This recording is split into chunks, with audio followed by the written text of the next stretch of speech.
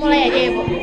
Insinyur Soekarno atau lebih akrabnya disebut Bung Karno adalah Presiden pertama Republik Indonesia. Beliau lahir di Bandung pada tanggal 6 Juni 1901. Dan sejak muda beliau dikenal sebagai pemuda yang cerdas dan memiliki semangat juang yang tinggi. Ia belajar teknik sipil di Teknisi Hurges School T Bandung yang sekarang dikenal sebagai ITB dan mendapatkan gelar insinyur. Namun lebih dari sekedar insinyur, beliau merupakan pejuang kemerdekaan sejati. Ia salah satu tokoh utama dalam memperjuangkan kemerdekaan Indonesia terhadap penjajahan Jepang dan Belanda. Bersama rekan-rekan yang lain, beliau mendirikan Partai Nasional Indonesia atau PNI pada tahun 1927 sebagai wadah perjuangan politik rakyat Indonesia.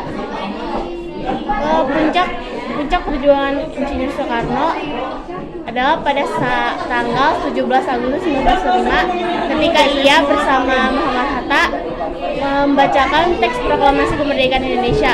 Keesokan harinya pada tanggal 18 Agustus 1945 beliau diangkat secara resmi menjadi Presiden pertama Republik Indonesia oleh PPKI, Panitia Persiapan Kemerdekaan Indonesia.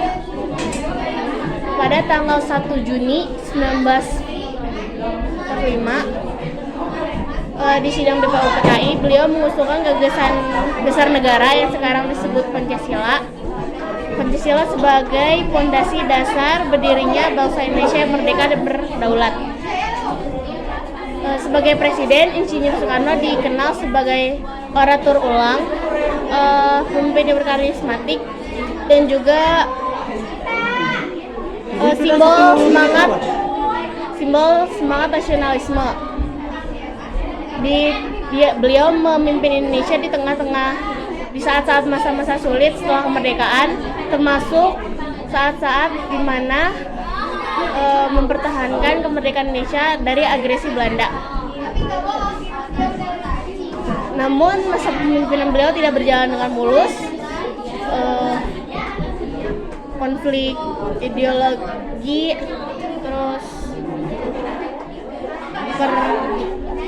pertentangan politik, dan peristiwa G30 SPKI pada tahun 1965 membuat posisinya melemah. Dan pada tahun 1967 MPRS secara resmi mencabut jabatan beliau sebagai presiden dan digantikan oleh Soeharto. Beliau wafat pada tanggal berapa ya?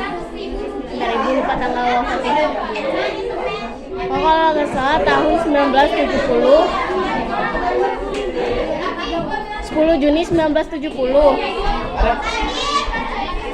Dia dimakamkan di Blitar, Jawa Timur, di samping makam ibunya.